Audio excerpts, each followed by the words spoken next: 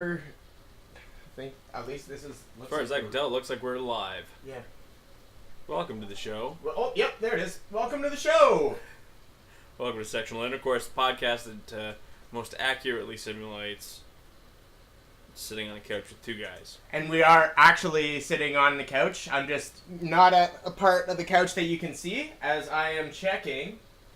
Oh, I didn't change the name of anything before we started. I'm wearing my my festive sweater because we're going to talk a little bit about shopping today. Yeah, festive Black Friday / Christmas shopping. Before we talk about what we're gonna do while you're doing that, Yeah. have you done any of your Christmas shopping yet? I don't really do Christmas shopping. No. No, we do food around here. Food. Yeah, I'm an only child, so I was spoiled so much growing up that I ruined Christmas for the whole family. So Yeah, now I it's guess just that like makes sense. getting presents, I feel icky.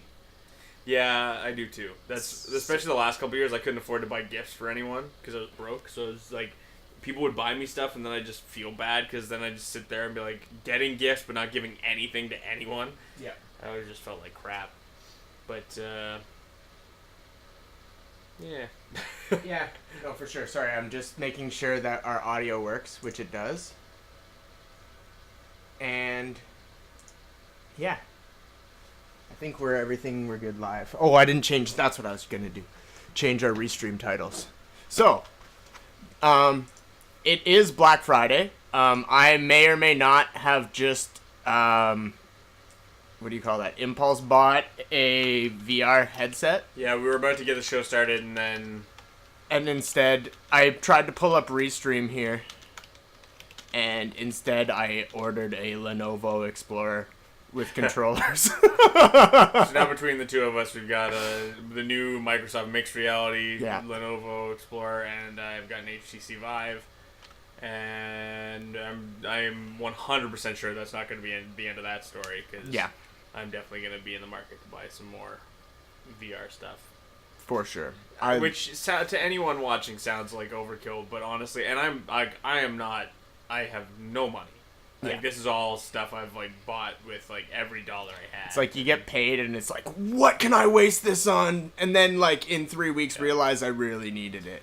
Well, that's the thing is though, right now with what we do, we're essentially a technology company. Yeah. Because we're working online.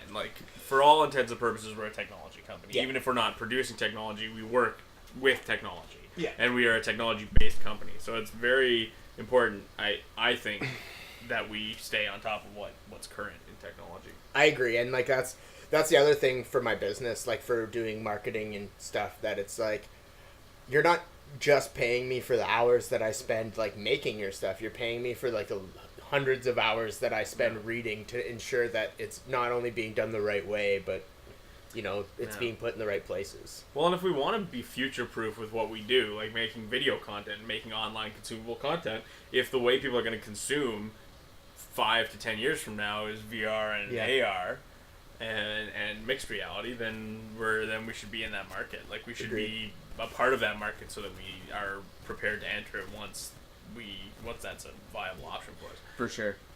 Also, Lenovo Explorer, for any of you out there that are looking into getting into VR, I did a lot of research on this because I heard fairly bad things about mixed reality to start with. People saying it was cheap and, there's no way that it's going to be as good as the Oculus or the Vive and whatever. And it doesn't have the same field of vision and all of this stuff. But to me, I see it on sale for $399 there, and all I think is it's Windows hardware. Right, so it's going to be plug and play for as long as we can remember. There's no base stations needed. The controllers come bundled with it. Everything that I need to hop right into VR with the computer that I have, I just ordered. And you can do a lot with what you just ordered too, because they'll keep iterating on it. And if they also just announced better, they'll give you new controllers. Well, they won't give them to you. No, that's it. But they also just announced that mixed reality is going to work with Steam VR. That's awesome, man. Yeah. That, and that's sort of what I'm excited about. Is I don't know anybody else. Well, I do know some people with VR, but I just don't, not people I spend a lot of time with and don't have, like, the time to be like, hey, man, when can we jump into VR? Yeah, for sure. So it'll be nice to have someone that I can actually, like, be like, hey, man, let's hop in right now and play a couple rounds of paintball on Rec Room. Yeah, exactly. Oh, man, I can't wait to do that. Yeah. It's so much fun. Oh, dude, yes. Man, I'm so excited. You know, Rec Room was fun. Rec Room will be one of the, they'll be right into, like, making it compatible with mixed reality. So I'm sure it'll be something you can play day one when you get it.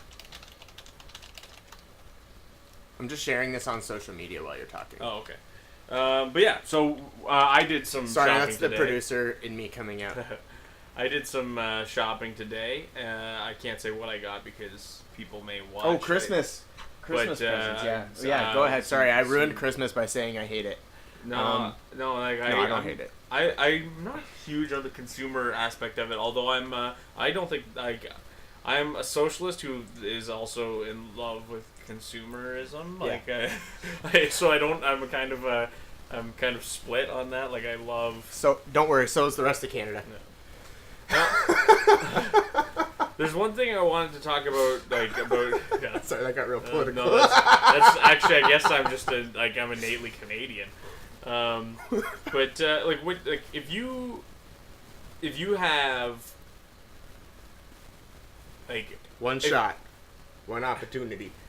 So if you had to buy a gift for, say you said someone says $50, you got to get a gift for workplace Secret Santa, and it's just buy something that's a general gift that could be given to anyone. What's your food?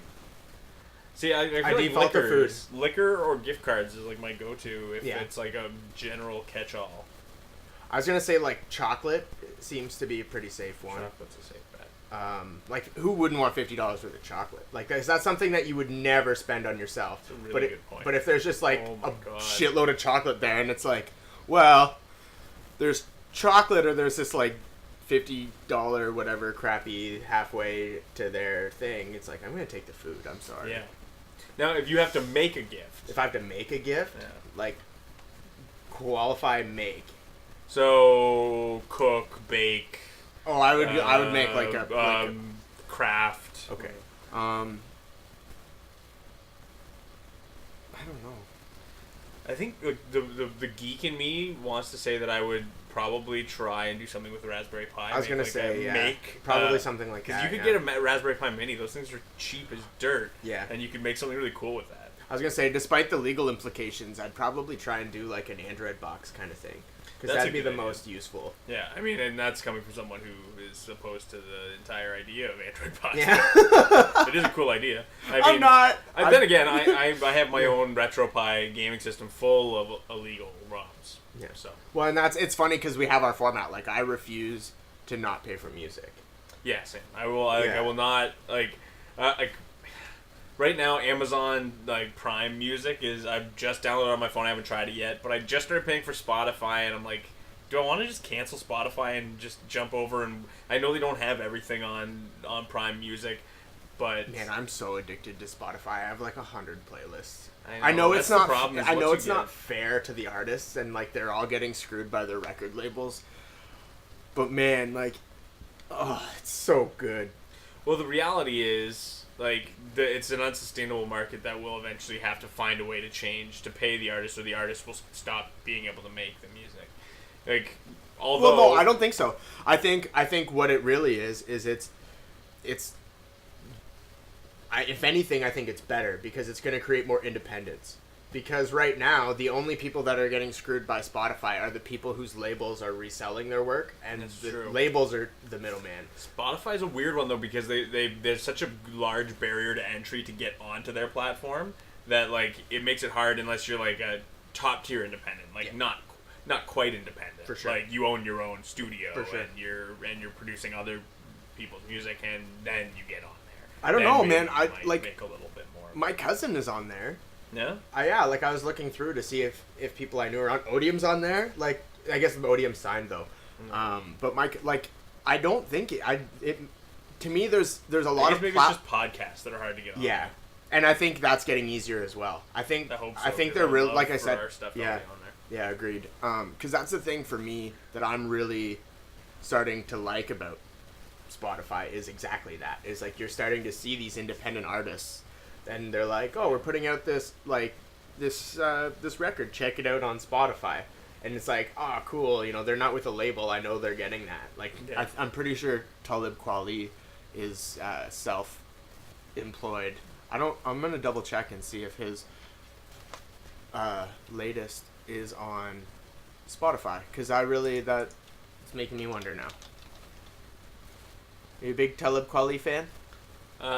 Black Star was the only, like, I've never listened to much of his solo stuff. Obviously I've heard him featured on a bunch of stuff, but I've never actually one of his albums I listened to way back, and I just never got really into it. So Indie 500, all of these ones are so I'm really hoping, you know, following him, making sure he's getting the listens. Like, I like to support the artists that are doing it for themselves. As much as I do like artists that are with labels, I'm definitely starting to find that the indie artists, the people that don't normally conform to the label formula, are starting to be the people that I'm liking the most.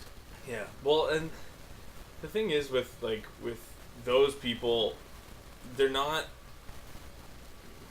in deep with these producers who are making them cookie cutter, trying to make them saleable. Exactly. They're making their music, and then they're selling their music. The producer isn't, and the producers still always have an impact on the music that they're producing, but not to the level of like Justin Bieber's music, where the producer says, and I can't say for certain what the producer says, but like there's clearly a big influence over his music from the production and from the studio.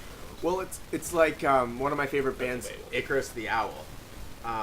They recorded one of their older albums. I remember following them on social media, and before they were writing the album, they showed a picture of their whiteboard of their planning, and each of the tracks on the album was already set up, and they had like the key signatures and the time signatures that they wanted to write in.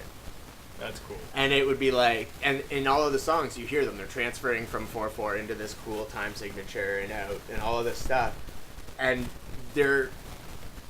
it's like they set this roadmap up for themselves. And as soon as you said, I wonder what his producer is saying, it's like they're setting themselves up these constraints because they want to do all of these crazy time signatures and key signatures, but to keep it digestible enough, they've kind of set up parameters. It's like when I'm designing a website, I set up these parameters for what makes a digestible website. So I would imagine they would have, like, do you want to make a dance song? So that needs to be between 85 BPM and 100 BPM, and use, you know, there's these 3 or 4 types of beats that create this feel, and they go from that, and they're like manufacturing based on the feel they want to create, not the message that they have to send. Yeah, I guess that's what art's supposed to be about. I think is like picking out like the message that you like, not like the feeling that you want to get across, and like it being about that, and not about just creating a product people want to consume. Like, I mean, that there isn't a part of that, but if the whole focus of your art is just making something that people are going to consume, like, and that is only concerned with it being massively consumable, that's massively isn't a word, but... No, but I think that's the difference between, like, say, what I'm doing for business marketing, where making something that's massively consumable is a good thing. Oh, yeah. Because absolutely. It takes their unique idea, and because each business, especially small businesses, they're very unique, it takes that and distills it. I think it's important, like, to find it as, like, with business, to find, like, to know your market and reach every corner of it. Yeah, exactly. And again, like, and exactly. Like, because a watered down business, like, even if you look at something like Google, like, they aren't just Google. Yeah. They're, what is it, ABC or whatever? Alphabet, I think. The Alphabet. And then they've got that parent company owns all of these random ass companies that are like 23andMe and like all of these things that are doing crazy different things, but are funneled back up into Google. Like, but those things know their market. Like, you're not gonna hear 23andMe being like, and now we've got a streaming service. Yeah. You can stream your genetic code. Yeah, exactly. Like, no, for sure. And it's like, yeah, business is so much about knowing your market and then reaching every, like, getting, like, seeping in every crevice of that market. For sure. And then that's where, like, to bring it back is that's where I see the music industry not going anymore. It's like, we're never going to have another Beatles or Michael Jackson, because when you discover what it is that you like, you can go out and find exactly that. Whereas, like there's this band I've been listening to, the Main Squeeze. They are so talented, and they're like funk, metal. I don't even know what to describe their musicianship as. Yeah. But they make these like instrumental heavy pop songs. And it's like, if these guys would have made it in the traditional sense, they would have gotten into the studio and the guy would have been like, why are you doing all of these scales? Like, what is with these, like, why do you add a 1.5-minute guitar solo to every song? That's not great for the radio. But at the same time, like, they know, they're like, this is what I want to listen to. Like, you know what I mean? That's the thing, it's not great for the radio until people like it, and then it's perfect for the radio, and people will never stop talking about that guitar solo. That's I just think that there's no radio anymore. That's what I'm really getting at, is there's no generic platform to go and to say, like, this is everything that's out there. You'll find what you want in here, because this is this narrow thing. We'll never have another rock legend song where we're like, oh my god, that song is mind blowing, and it plays like every time it comes up in a playlist, I get so excited, and it's like a 10-minute long rock epic, and everybody knows it. Yeah. It's just never gonna be a thing ever. No. Because it's just not gonna get played. That's it. Radio, the top hits playlist on Spotify, or Ryan Seacrest won't play it on his show, or like, it's just it's a shame that's the way. I don't know if that's a shame, because to me it's more in favor of artistic integrity. Well, it's a shame just from my perspective in terms of the way that we converse as a society is there will never be that shared moment where everybody knows that one crazy lick and everyone's singing along to that solo. That's something that you could do with so many songs from the 70s and 80s, is you could sing along to a solo because everyone's heard it a million times on the radio. Whereas now you can't have that moment in the same way you used to. You will with your fans and with your friends. I was gonna say, like, and that's what's really cool. It's the same songs you do. Yeah, no, definitely. Because that's one thing I noticed when we went back before Alexis on Fire got back together. They did their final show. We went to Hamilton up for it, and that was a really moving experience for me, because it was like 20-some thousand people all in this arena, all just belting these songs at the top of their lungs because they knew they thought it was the last time they're ever gonna hear it. Yeah. You know what I mean? Like, it was just like, it was this crazy energy that I've never felt before. It is, and that's maybe the saving grace of the whole problem, is the problem creates a new market where people will go and seek out those experiences. That's it, for sure.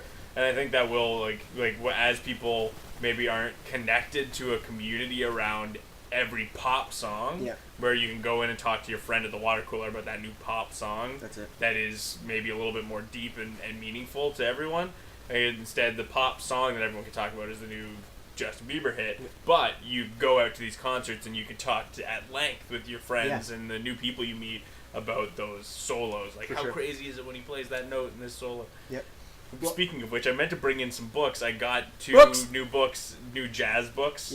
One's a jazz guitar book, and the other one's just jazz theory. Oh, nice. This thick, spiral bound, just nerd. I looked at the first page, and I'm like, I'm gonna be doing this one page a day for the next 3 years probably to get through this book. That's so cool. It's dense, and I've been nerding out, just waiting for it too, just being like, I can't wait to look through this book. Because I know that, if I flip to that last page, it's going to be like reading Chinese. Yeah. But, I can't wait until I get to the end of that book, and I'm like, I get it! Yeah. Which may be years, but... I know how that is. Oh, I hate that feeling of, that's why I like audiobooks, because when I'm reading, I get so frustrated if there's, a complex idea or something that's explained in a way that I can't quite sound out or figure out in my head. Where, with a book, I'll read the same page 15 times and go, what the hell? But I find with an audiobook, if I rewind it and I re-listen to it, it only takes me a couple of times, because the person that's reading it is intoning the meaning. Exactly. Voice, they've been explained the context of it and are able to translate that through. Yeah.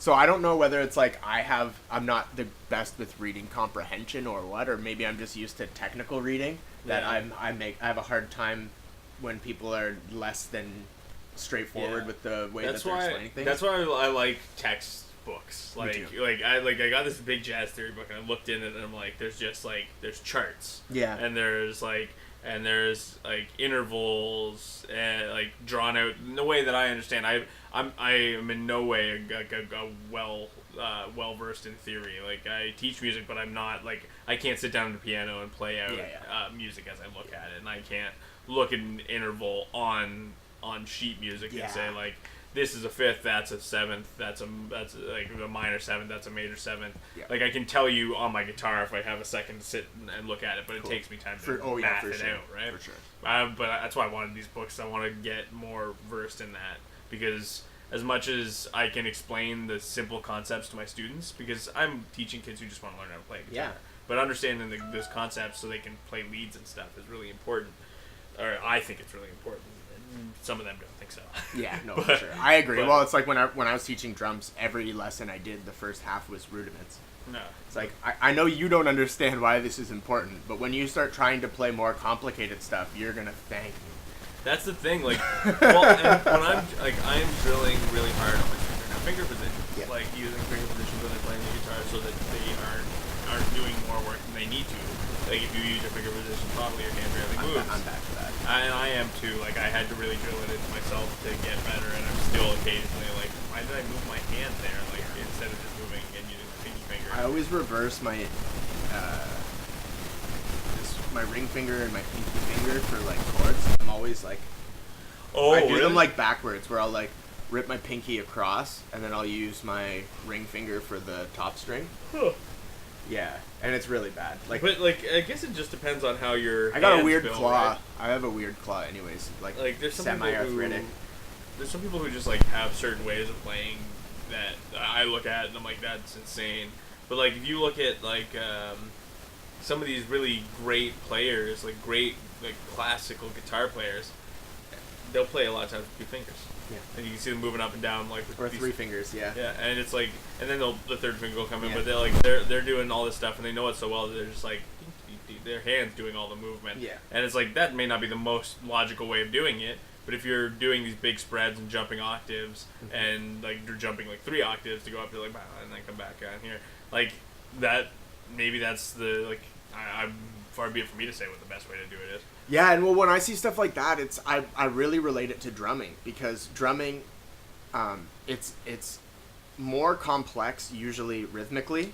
So when I see rhythmic things like that, I'll say, oh, that's this rudiment, a hammer-on rudiment, and all he's doing is he's moving it up this scale. Yeah. So like to me, it makes total sense as a drummer, because I see the rudiment that's going on in his fingers, and then I see the theory that he's translating that rudiment to. Yeah. I could never do it.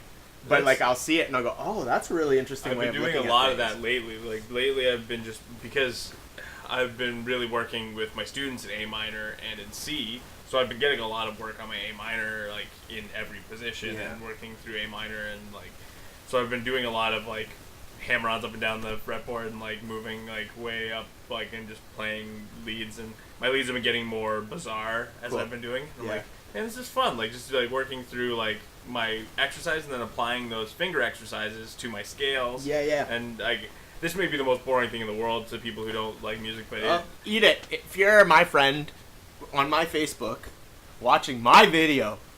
Yeah. What are you doing here? What are you even doing here? Go away. We don't even want. I was getting at a lot of my friends like music, so they probably don't care. But if you're Bob's friend, get out of here. Yeah. Bob doesn't. No, but yeah, that's have you seen the YouTube series? It's something like Why You Suck at Guitar or something like that? No. But there's this guy and he really breaks everything down in these awesome ways. He did this one where he was breaking down major and minor chords. So like, what are the chords of the major scales and the minor scales?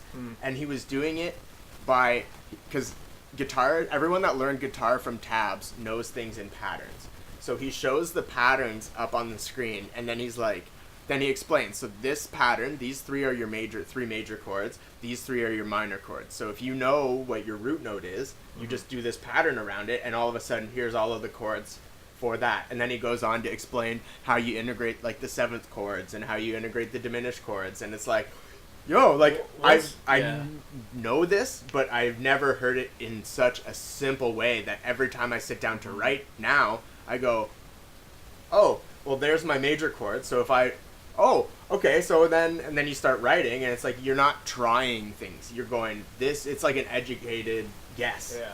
You know. Well, one of the most freeing things I found for me for writing was when I realized, like working in literacy. Like when I realized why everyone's writing in A minor and C. Like once I realized, like, oh, it's all natural notes, and all of your, especially on guitar, all of your open strings are notes in your A minor and C scale, so you can, and G and E minor as well. So you can just play. And you can kind of flub a little bit. And if you get lost, you can just go back to your open strings. You can go back to your open position chords. For all of them, almost all of them, like work in there, like A minor, C, F, G, E minor, D minor. Like you can kind of work through these chords, and it's really easy to. And then you can take any of those notes out, and you got a new chord. Yeah. Or you can. Or you throw on a capo, and you're in a different key. Yeah. Like once you get into. That's how I realized that was a thing, because I was like, well, why don't I just, when I started taking singing lessons, he was like, I was trying to transpose stuff, and he's like, you're doing so much work. I'm like, yeah, but he's like, then I'd be cheating. He's like, no, like you're singing and playing guitar. He's like, make it as easy on yourself as possible. Yeah. Like if you're a singer songwriter, like don't be ashamed to use a capo. Yeah. Like I've been told by so many like guitar purists, like, no, you're so lazy, you're cheating, you're not playing the real chords, you're just putting a capo on. I'm like, eat it. Yeah, fuck them. Yeah. You're getting the exact same. I mean, and if your guitar sucks, you're probably getting an even better tone. Yeah.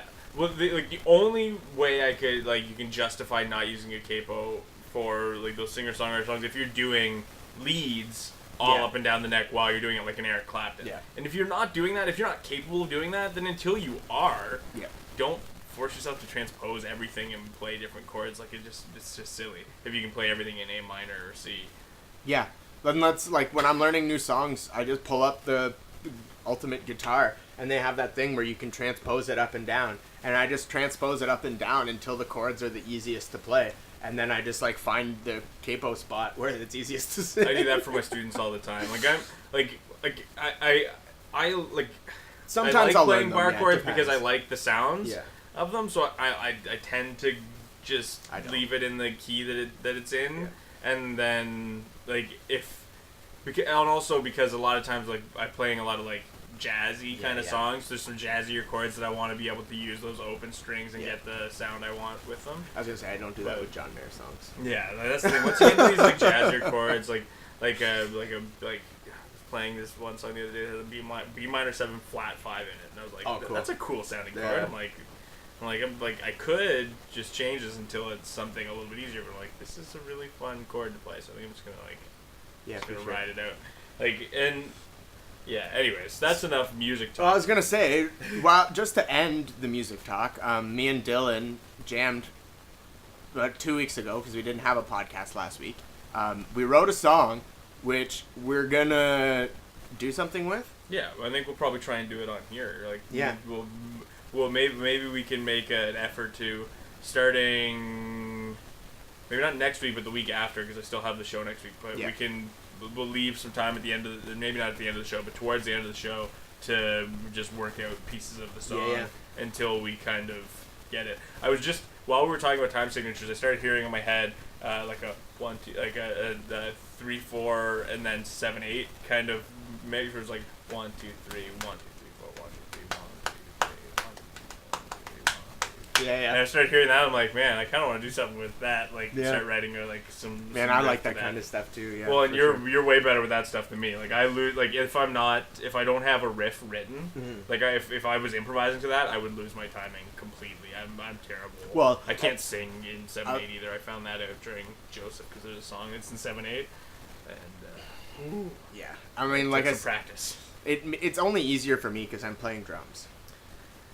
Yeah, but I mean, if I were to sit down at a drum kit, like I could play 7/8, but then the moment you were like, okay, now do a fill, I'd be like, no, I could play like a hi hat, like 1 2 3 4 1 2 3, and then add in a snare on and again a kick, but then anything past that, I would be fucked. So I mean, it's still. No, it's for sure. It's the same on guitar. I can play use 7 notes, but the moment I have to play quarters, the moment I have to play any like eighth notes or anything in there, and like start like doing triplets in there, I'm fucked.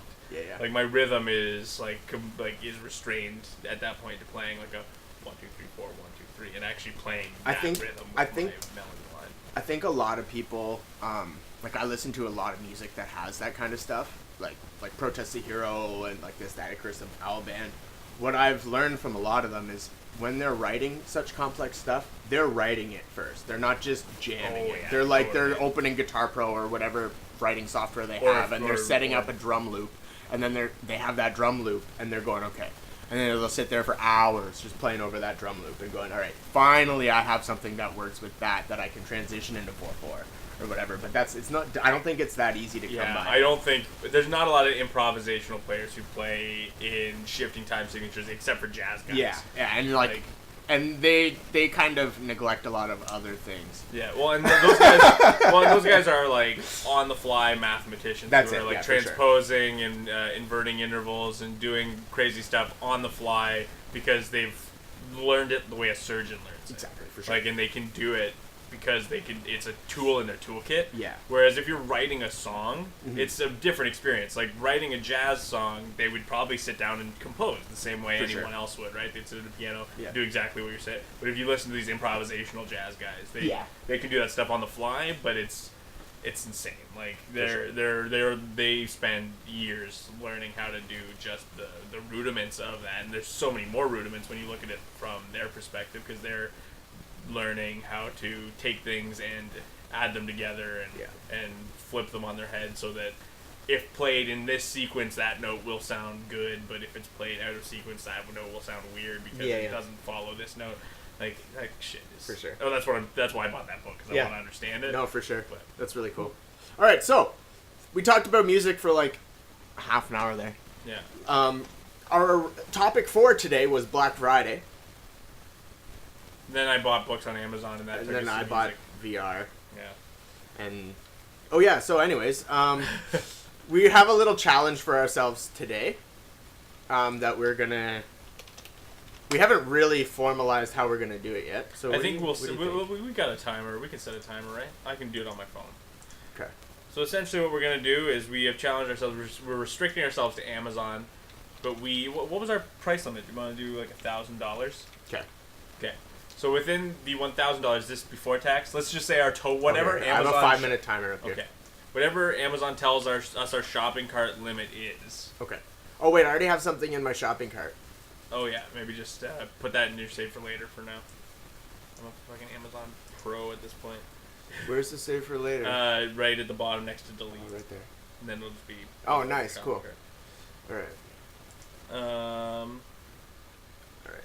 So what do we do? We're doing 5 minutes? Yeah. Okay. I'm going to share the screen here so you guys can at least see what I'm doing. And I will give you a play-by-play of where my limit's at and what I'm adding to the cart. And at the end, we'll revise. We'll go over what we've got. Oh, hold on. Not getting anything here. So whatever our shopping cart total says it is. So we're not counting tax, right? Okay. Yeah, no. Before tax. All right. So.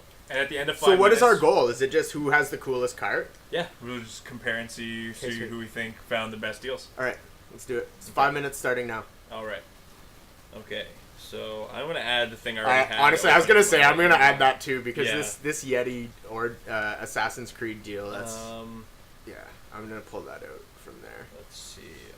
And then we also got... We're keeping this just to Amazon as well. I don't know if we said that already or not. Did. Okay. There's some baby decent clothes deals here. No. These are kind of cool. Oh my goodness. So right now I added $150 right off the bat because I had the 23andMe. Because I shouldn't say what I'm adding yet. I'll give you a play-by-play of my cost. All right. Oh, I need one of these for the office. So. Let's see. So my current already at 4 minutes after our first minute, I am already at $280. There, I'm already at 1,000. You're already at 1,000? Yeah. A TV and an Oculus. I'm going for mileage here, and I'm only shopping their Black Friday deals. Oh yeah, me too. These are the spotlight deals. I wish I would have brought my iPad in. Now that I'm looking at how this is laid out on here, It's not great. This is just spotlight. All right, I was looking at all of this last night, so I kind of have a bit of a head start here. Yeah, I've been shopping all day on Amazon. Oh damn! I might just have to get rid of everything else that I've added on there. Ooh, ooh! Gotta be careful I don't click the buy now every time I do this. Oh yeah. I mean, technically, I'll still get a. They'll still give me a notification that I've done it. Oh. No, never mind. It's a range of prices. Oh yeah, I need one of these. Oh, I might actually buy this. This is dangerous, man. I know. It's a dangerous game we're playing. I'm sitting here looking at GTX 1080s going, oh my god. I have a 1060. I don't need a 1080. Oh, does that one have... Yeah, with speakers. What?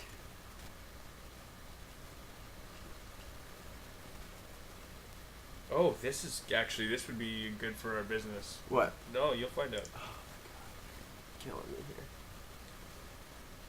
2 minutes and 25 seconds left. Okay.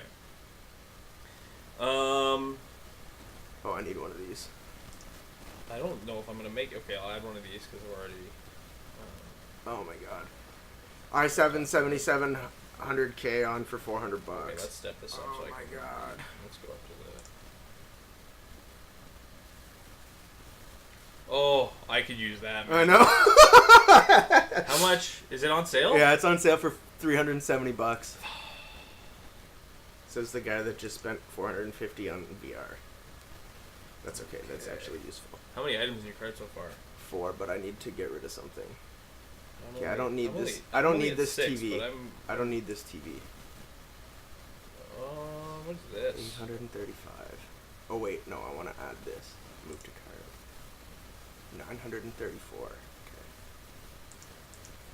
Oh, that's a good deal. Yeah, Blu-ray for sure.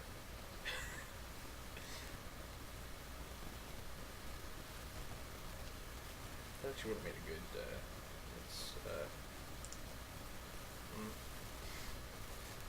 Some of this stuff, I'm like, man, I might actually be buying this before this is over. Yeah, me too.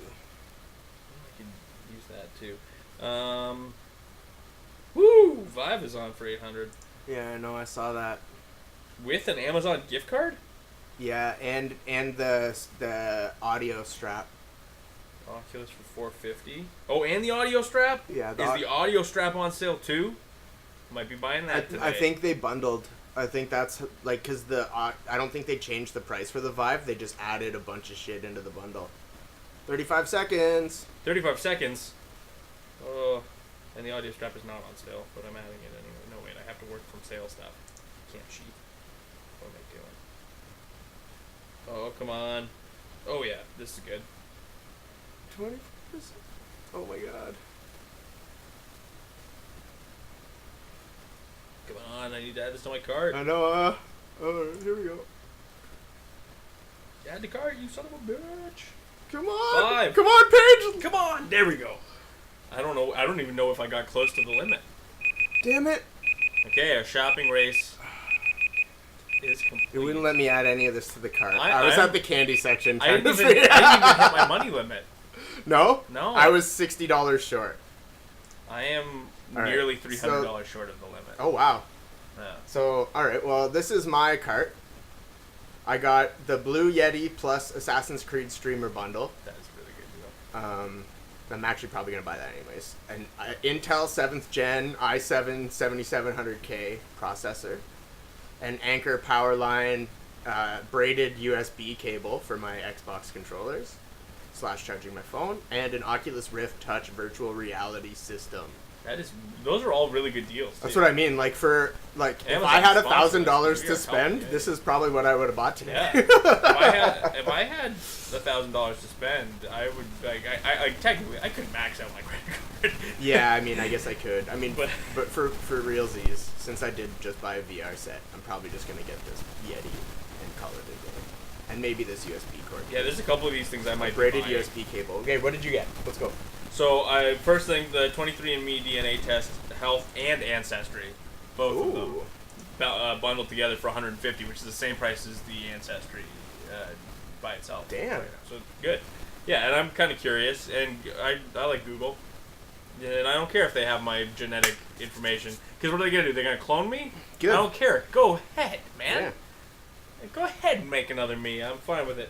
And then I found this Next X Baby Toys educational building blocks, but they're 64 magnetic, like pyramid-shaped building blocks. Oh, For $30. interesting. So you went just way off the.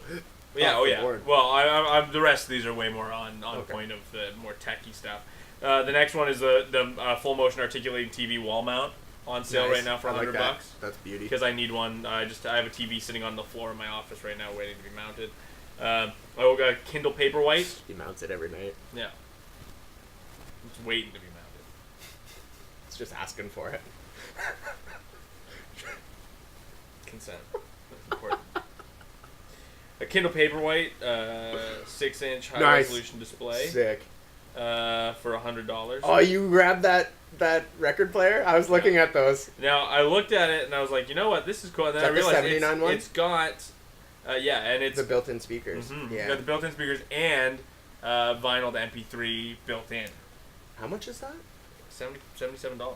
God damn. Because my That's the one I'm thinking I'm probably actually gonna buy. my turntable is broken, so I really need a new turntable because I have all these records here that I haven't listened to in like 6 months. I just wanted to listen to comedy records. Yeah. That's all I want it for. Is I put it just- in my office and I can put on my comedy records. I just listen to Jimi Hendrix. Like my Smothers Brothers and my Steve Martin Yeah, and yeah. like.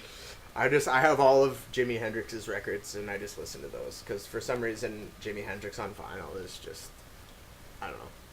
Now I went again off the beaten path Yeah. here. I've got the Echo Plus, Yeah. which is basically the same thing but with Yep. with a smart home server on Cool. involved as well. It's $170. So is that how I can like be like, hey, Amazon, send Dylan that picture of my dick? Yeah, Sick. Yeah. Cool. and I think it's got like USB stuff involved as well. And then a 9-film Blu-ray collection of all of the Harry Potter films, including Fantastic Beasts and Where to Find Them, for $50. Cool. Yeah. You can tell how I feel about Harry Potter. I like Harry Potter. I'm rereading the first book right now. I tried to read the first 3 books and I couldn't. I thought they were so dumb. Yeah, And then, I hated them went when to I the was younger, movie. Yeah. and then I read them when I was like 23, and I was like, yeah, these are fun. Oh, cool. I read them all in like 1 year and just Cool. was like, okay. I like How are these the now. movies? Eh. Okay, I was gonna say because when I remember I went to the first movie back when we used to have a movie theater in town here, and I actually fell asleep. I fell asleep during one of them too. They're all right. Yeah. That was always my feeling about them. There's some that are really good, like great fantasy films, and then there's other ones that are just like, especially if you read the books, that are sort of like, well, doesn't quite capture the magic yeah. of the book. Yeah. Which I mean, Like the that's Hobbit movies. that's always the case, I think. And then the last thing I got in there at the very last minute for $32, great deal. Programmable wireless remote control power outlet on-off switch Ooh. that you could use for like smart home. So you Cool. could have them programmed to turn on. It's like turn on lights or other things at certain times. So you could actually like it'd be good for power saving. So, and You're they've got really good remotes. for that thing. Well, yeah, it comes with. I'm pointing at a heater, by the way. It comes with 2 different remotes, so it's not just one remote for all of them. It's got remotes so you can turn on your devices. Oh, that's badass. Yeah, That's cool. yeah. So I thought that would be kind of cool to have. And then because Amazon has integrated stuff, I thought that goes well with my Amazon Echo. You can integrate these Nice. with that and then control them with Amazon's Echo. Turn off my lights. Yeah, yeah. Cool. So how do we judge who wins? Do we go by total savings? I think, yeah, actually that's a great idea. So let's get up a calculator there. Let's calculate yours. And then let's tweet at Amazon today. Okay. We loaded Or up. Bezos. Let's tweet right at Bezos. Okay. See what All Jeff right. is up So here we go. Calc. Right. I'll share the screen again. Okay. Let me get this full screen. And let me pull up the calculator. So we have first for the Blue Yeti, I saved $97.94. And we're gonna go the i7. We saved another $97. That's actually incredible. And then on the Anchor power line, oh, didn't save anything. I just really, what? Maybe it's new. It might be an advance for Prime, because they had a bunch of those in there right now too. Oh, so like it's not technically on sale yet? Yeah. Ah, I see. Like it's like 2-pack advanced for $39. because Dang. they do have advanced notification of upcoming sales for cool. users, so you can pre-order at that price. Yeah. But I don't. Maybe that It's just weird that it's not saying from anything. Oh well. Oculus Rift, $100 saved. So I saved $294 nice in my cart and 94 cents. $294.94. I'll open another calc. Okay, my savings on the E-Tech City. Deal price $13. It doesn't tell me what my savings are on here. Then that means it wasn't really on sale. No, it says deal price $32.99, but that's I know, weird. that's what it Usually- did for that power line too. Okay, weird. So nothing there. And it also says deal price, so. Yeah, it's weird. So my savings on Harry Potter, $31. My savings on the Echo Plus, it's another deal price because it's not technically out yet. Oh no. So no. It's a pre-sale price for Prime members, so no savings there. No savings. Oh, Dylan. I guess we should have maybe. Okay, $33 on the record player. Boom. On the Kindle Paperwhite, let's see, it's taking a while to load. I say $40 there too. Not doing so hot here. You had a lot more items though. Yes, that's true. We went opposite ways. So I saved. It's another deal price. Dylan, the pre-orders. That's not what Black Friday's all about. But that's the thing. These are like, the lightning deal has ended. It was only lasted. It ended before because it went back to the original price. So what would I have saved? Will it tell me what was it at? I don't know. This one's about to change too. I've only got 2 minutes left, so I better check. This one is. Is that gonna happen with the Yeti? Where does it say? I think I'm good. I would say lightning deal or something like that. Cool. So I only saved $740 on the toy. $740. And bringing it in here with the 23andMe, I saved $100. So that made up a little bit of the difference there, but I'm still way behind on it. If I would have made it to 1,000, I would have probably. If I would have made it to my full price, I think I could have beat it. Yeah, I think so. I didn't shop quick enough. I should have just filled the cart. I should have went with when I saw there's 2 minutes left, I should have just went with filling the cart instead of getting stuff I wanted. Yeah, that's what I was doing. I was just looking for like things that were like $200-300 and being like, oh, that's $100 off. Oh. All right, now let's tweet at Jeff Bezos and Okay. tell him how much we enjoy shopping on his website. Yeah. Eventually, I wonder if like our really weird, confusing tweets are gonna catch someone's eye I hope so. and they'll tweet back at us because. Well, like, is there anybody that does tweet stuff on their shows? Oh, I'm sure there is. I can't think of anyone at the moment, but we'll target these. I like targeting them based on our conversation, though. So it's Jeff Bezos, you 0 following son of a gun. Why don't you follow anybody? I like that. I honestly, I wish, like, if I was ever to become a celebrity, that would be the first thing I would do is unfollow everyone on Twitter. But wouldn't you want like? No, I would make another Twitter account. Oh, okay. But see, that seems disingenuous to me. Like, no, if it doesn't. You're still following people. Because when you get action on Twitter, Twitter goes to trash. I would keep my personal one as outbound only, and then I would create one that people couldn't find me on for doing my regular consumption and like commenting and stuff. It still bothers me. Not me. Okay, let's tweet at. Because like I'm not a follow back person at all. Like if I'm not interested in what you have to say, I don't want that coming. Oh, up I on don't my feed. I don't follow back anybody. Yeah. I only follow people I'm genuinely interested in following. Like, fuck people who. Yeah, that's the thing. When I'm equally frustrated when I see someone who has an equal amount of followers to following, or like roughly equal. It's like, screw you. You don't have real followers. You have people who pretend to follow you and never read your tweets. Yeah. Exactly. Unless they accidentally read one because it shows them in their timeline. Anyways, Jeff Bezos. Jeff. At Jeff. Do you want to start this one? Okay. That was it. Okay. Like K-A-Y with an No, apostrophe? just K. Just the letter K apostrophe. K. How? Seriously. How? Question mark. How seriously? How? Question mark? Yeah. Okay. Black. Friday. Is Redonk. 4 SRS. Oh wait, sorry. Like the number 4. 4 SRS. 4 SRS. Okay. Why? Wait, let's put a period there. Why?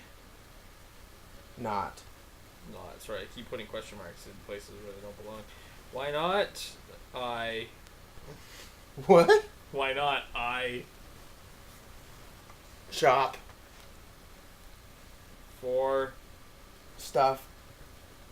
When. There's. Stuff. On. Sale. So.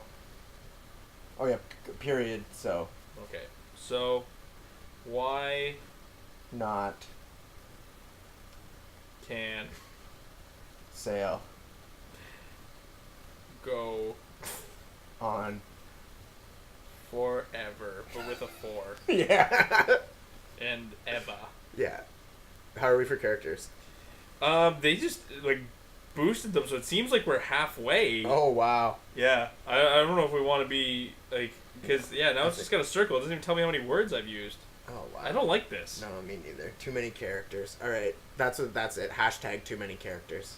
Hashtag too many characters. Do you want to do a follow up tweet at Twitter? Yeah. To tell them that there's too many characters and use all of the characters? Yes. Okay.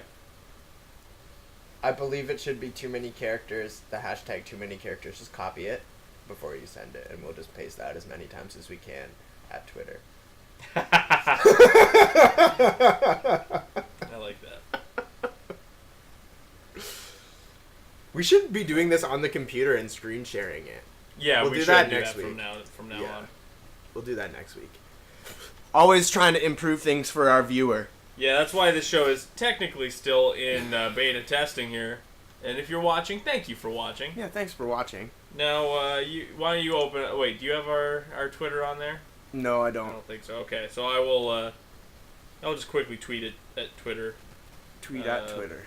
I'll just quickly tweet it. Tweeter? Twat? I twatted at Twitter before. Now, I'm interested to see how many times I can paste this before... Every time I move, like, we put this camera in a really bad spot this week. I can't wait till we can use a different camera. Once we get the video switcher, then we don't need the Elgato for...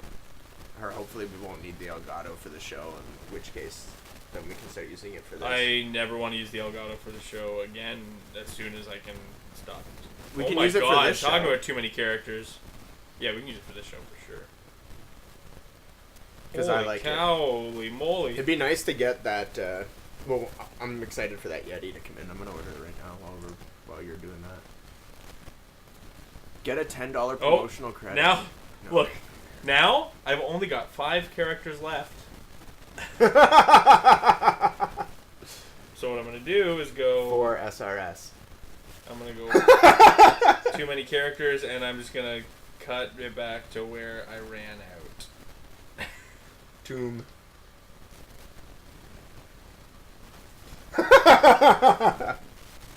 This is actually, like it's heinous, man. I can't believe you can fit that many characters in a tweet now. Yeah. Like, oh my god, that's a tweet. Like, Show the camera that tweet. Wouldn't that drive you insane if you saw this show up in your feed? Yeah. Like, that's absurd. And we just tweeted it, so I guess I'm sorry, but... Tomb. Too many characters, Tomb. Alright, well, that's as always the end of our show. If you'd like to, if you have any Amazon feedback takes my for money us- way too quickly. I'm about to place another Amazon. So thank you for tuning in for our show where I impulse buy all of Amazon. And I'm gonna go do the same.